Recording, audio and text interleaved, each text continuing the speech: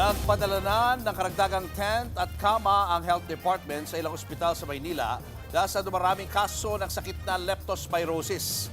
At live mula sa San Lazaro Hospital sa Maynila, nasa frontline ng balitang yan si Mobile Journal Daniel Dayaw.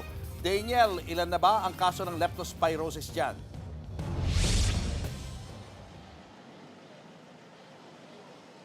Julius, sumipa na sa 155 ang kaso ng leptospirosis dito sa San Lazaro Hospital. 4 na po dyan ang nadagdag sa loob lang ng 24 na oras. Personal na bumisita si Health Secretary Edwin Mercado sa San Lazaro Hospital sa Santa Cruz, Maynila kaninang tanghali. Isa kasi ang ospital sa higit 30 DOH hospitals na nagbukas ng fast lanes dahil sa tumataas na kaso ng leptospirosis kasunod ng mga pagbaha. Isa sa mga dumagsa sa ospital, si Nanay Gretchen. Inabot ng ilang araw bago niya naisugod sa ospital ang kanyang anak dahil hindi agad tumama ang mga sintomas. On and off yung lagnat. Tapos sabi ko, pag hanggang Sunday ng gabi, may lagnat pa rin siya, dadalhin ko rin siya ng San Lazaro. Huwag na po nilang hintayin na lumala. Pag nagkarolat lang po ng mga 1 day pa lang, alam nila na may lagnat yung anak nila, dalhin na po nila.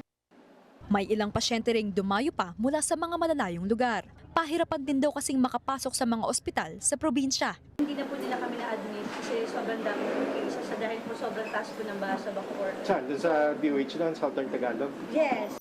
Sa ngayon, di bababa sa 155 ang mga pasyente ng leptospirosis sa San Lazaro Hospital. Nadagdagan yan ng 4 na po sa loob lang ng isang araw. 9 na ang nasawi simula lang noong August 20. Bagamat sagad na ang bed capacity sa San Lazaro, tumatanggap pa rin ng pasyente ang ospital. May mga kama at tents kasi mula sa DOH ang dumating para sa leptospirosis patients. Dahil nga nag-ulan ng mga nakaraang linggo, ngayon yung kasagsagan nung kumbaga yung incubation period ngayon nagmamanifest yung sakit. May sapat naman tayong mga gamit, kaya nga kami nagtayo din ng operation center dito sa ating Health Emergency Management Bureau. May sapat po tayong kama at meron pa nga po kaming mga buffer beds na available. At tayo nga po ay gumagawa rin ng paraan na mabilis po yung turnaround.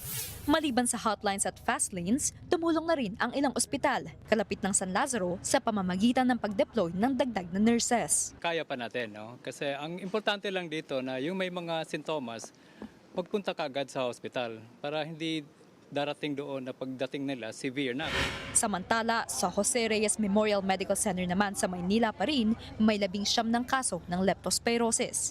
Sa sobrang sagad ng bed capacity, nasa labas na ng hallway ang ilang pasyente. Nasa emergency room kasi ang mga severe cases na. Di rin bababa sa 5 pasyente ang pumanaw dahil sa sakit.